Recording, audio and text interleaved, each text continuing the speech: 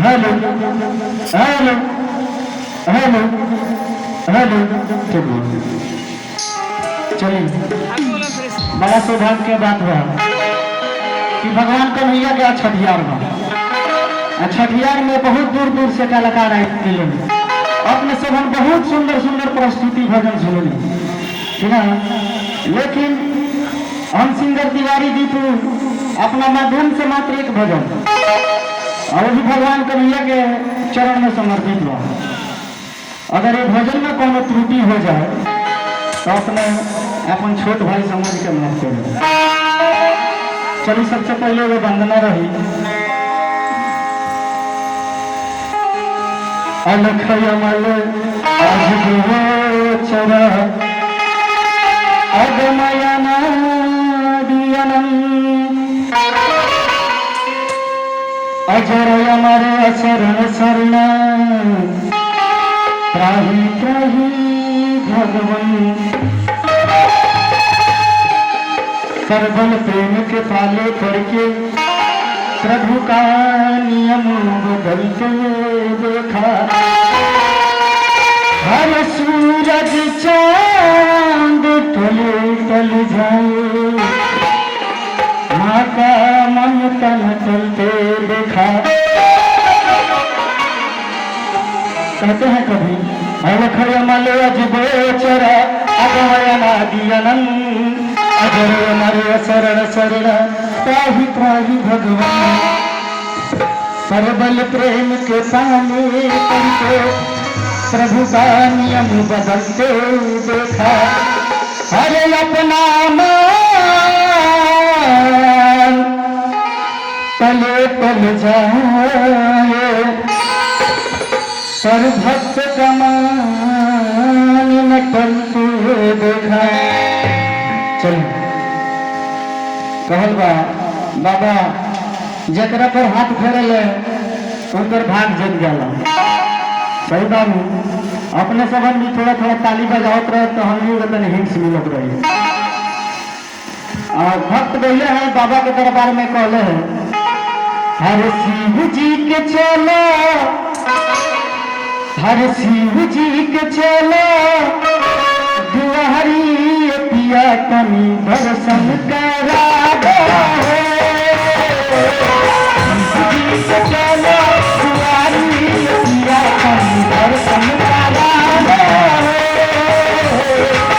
शिव जी के चलो दुआरी पिया तनी दर्शन करा दो। दर्शन करा दो, दर्शन करा दो, दर्शन करा दो। शिव जी के चलो दुआरी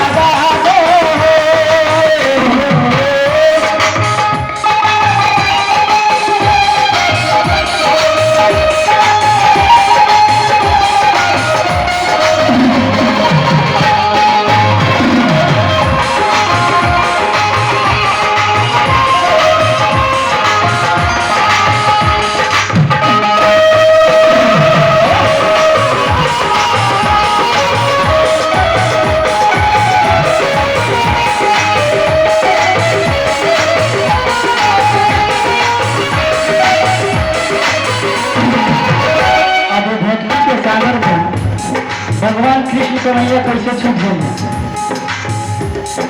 कृष्ण जी के बाजे मुरलिया राधा के बाजे सम सम पायलिया हो। कृष्ण जी के बाजे मुरलिया राधा के बाजे सम सम पायलिया हो।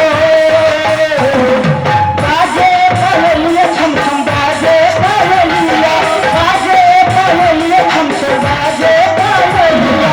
कृष्ण जी के बाजे राधा के बाजे छम छम पायलिया हो। कृष्ण जी के बाजे राधा के बाजे छम छम पायलिया।